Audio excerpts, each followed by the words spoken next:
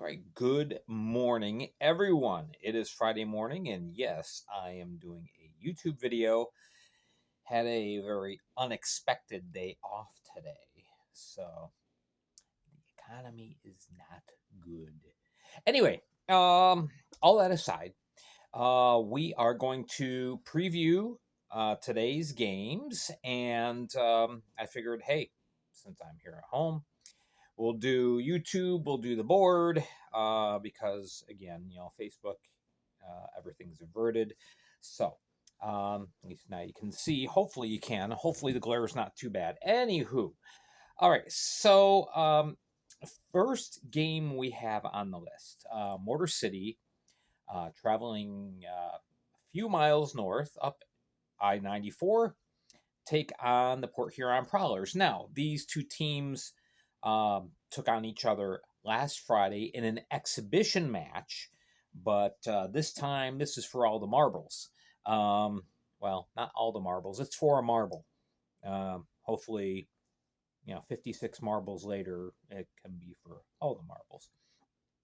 But anyway, okay, Will Wiggleman will be on the call on YouTube, calling the game. This is the first time of 19 that the two teams are playing each other. Uh, Obviously, travel considerations, geographical rivalry, all that. Um, some of the names, the important names to look at. Obviously, Trevor Babin is back. As of right now, one of two goaltenders on the Motor City roster, the other one being Ricardo Gonzalez. Yeah, Babs is going to be starting tonight. As far as the Port Huron Prowlers, well, I put a question mark there because we're not sure who we're going to see. It could be one of three. The three goalies they have on the roster: Ian Wallace, he's the most experienced as far as the Fed goes.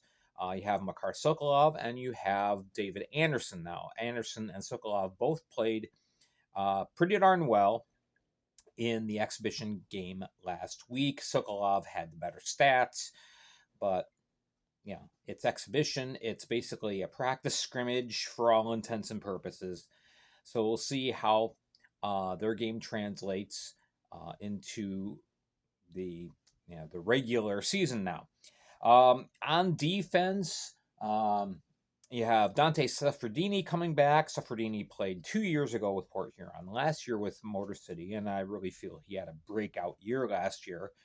On the other side, Port Huron, Austin Federighi's back for his 8th season with the Prowlers. Him and Alex Johnson and Matt Graham just seem like they've always been there. As far as a couple newcomers, we have Pavel Svintov. Uh, Svintsov. I'll get used to saying that name. He had 2 goals in the exhibition game. I'm sure that helped him to secure that opening day lineup bid. On the other side, you have newcomer Tristan Sim, scored a goal as well last week. So those are a couple of the new faces to look out for. This game comes down to experience versus experience. Both teams have a lot of players coming back from last year. You have a few newcomers mixed in, kind of peppered in. I think Motor City, based on their performance from last year, because there are so many carryovers, probably has a bit of an upper hand. Now, last year, Port Huron won the first few contests between these two clubs, and then Motor City went in a roll. Just my own feeling, I think it's going to carry over, so I'm picking Motor City. We'll say 6-4 in this game. We'll see how it goes. All right, next game, the Binghamton Black Bears travel over to the Danbury Ice House to take on the reigning champions, the Danbury Hat Tribes. Excuse me. And now there's going to be 2 choices. You've got Brooks Hill covering things for the Black Bears on YouTube. You have Doug Latuca that's handling the home crowd duties for the hat tricks. Latuca did a very good job. There were some audio issues, but Latuca's actual play-by-play performance I thought was very, very good. Um, really, really enjoyed listening to his work when the Hat Tricks played Watertown last week. This is the first battle in a long war for Empire Division supremacy. It's going to come down to these two teams. So this is a home and home. Tomorrow night, they will be in Binghamton, but tonight it's in Danbury.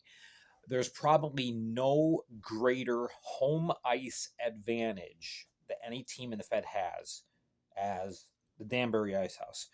So, looking at the players, you have Frankie McClendon for the hometown hat tricks. Tonight for the Black Bears, we'll see either Sam Levecki or Connor McAnanama. See, I said it. Not sure which is starting. Nolan Egbert, who was the starter last week against Elmira, he is not available this weekend, so it's going to be Levecki or Mac.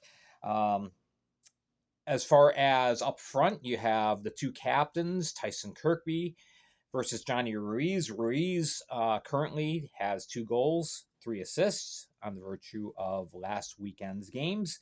Kirkby has a goal and assist, both very much the centerpieces of their respective teams. On the blue line, you have a couple of brand new, so to speak, returnees. Both of these players were called up, just returned to their respective teams. You have Mathieu Boilard on the back end for the Black Bears, and Jared Yao, who I think is probably the most talented of the Hat Tricks defenders. So they're going to be getting settled back into their roles. Hat Tricks back up to a full complement of 6 defensivemen. This is a game of speed for the Black Bears versus structure. Coach McCurry has a very, very rigid but effective structure for the team. I think home ice advantage wins out tonight. I'm picking Danbury to win this 5-3. Maybe even an empty netter goal thrown in there. But it's going to be a hotly contested game, that is for sure. All right. Also at 7:30, hopefully, we have the Elmira River Sharks traveling up to Watertown to take on the Wolves. I say hopefully because there was a major water main break in town yesterday and basically crippled the city's water supply. So as I'm recording this right now, which is 8:30 in the morning, the status of the game is uncertain. They're hoping they're going to be able to play. One way or another, a decision will be made and announced, I would imagine probably about noontime, as far as whether or not the game will be taking place. If for some reason they can't go, it'll get rescheduled. The two teams switch venues to Elmira for Saturday night. But for tonight, we have a couple of new additions to Elmira, by the way. Stephen Ford is back after his call-up. And they also signed Noah Robinson, who was on the Black Bears roster last week, didn't get a look, was let go. And so now he's on Elmira.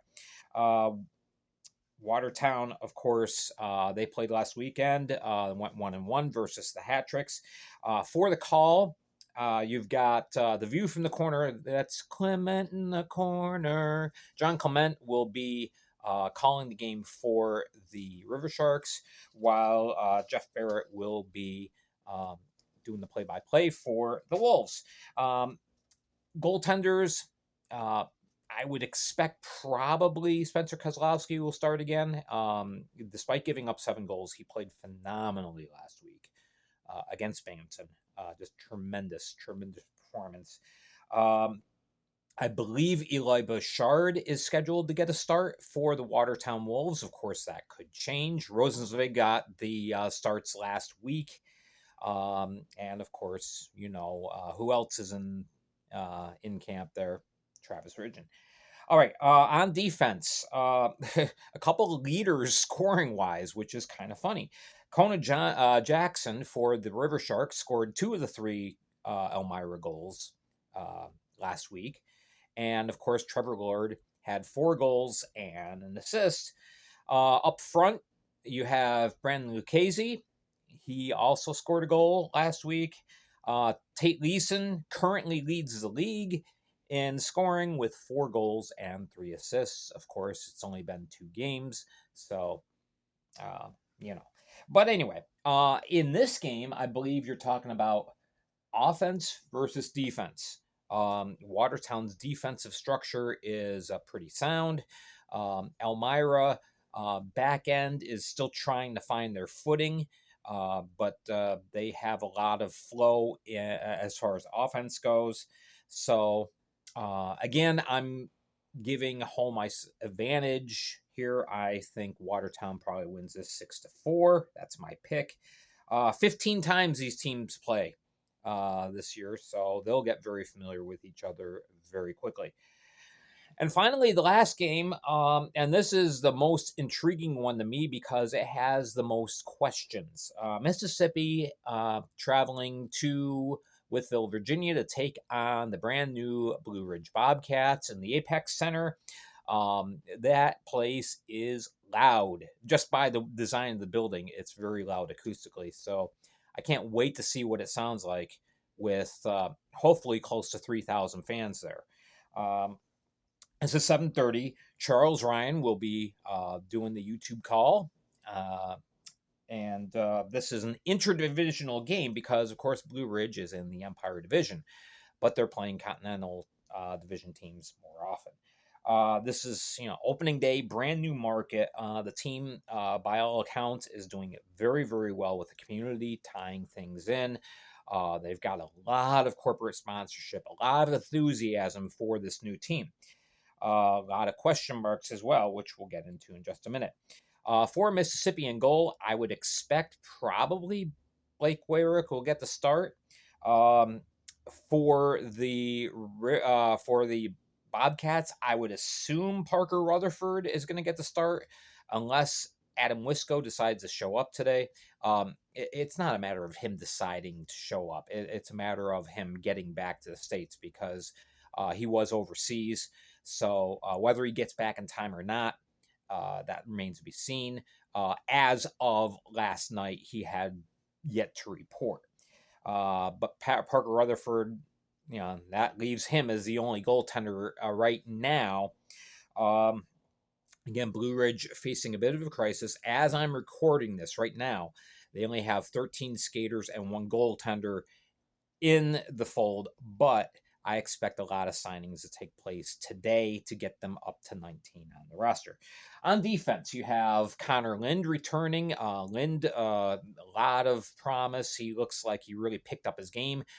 Towards the end of last year, he really was starting to come on. Colton McGuire, he's going to be the rock for the Bobcats. Both of those defensemen play a very hard-nosed style of the game, so very physical presence. And up front, you've got Yanni Lariakos, who was the second leading scorer last year, and I think he's probably going to end up being the team lead scorer this year. Max Savinovitz, he will be leading the charge for the Blue Ridge Bobcats. The problem, even if Blue Ridge does get 19 in by tonight, I think it's going to be very hard for this team to have found any chemistry and gelled. So for this game, I'm picking Mississippi 6-2. They've got tremendous offense. And I just think it's going to take a game or two for the Bobcats to kind of find their groove. So there are my picks for the day. Do with them what you will. They're just my opinion. Keep it in touch on Facebook. As we go through the day, I will be keeping my finger on the pulse of transactions and everything leading up to tonight's action. Enjoy the games tonight, and I know I will as well. This is Gary Ryan for the Fed League Flash. Have a great Friday.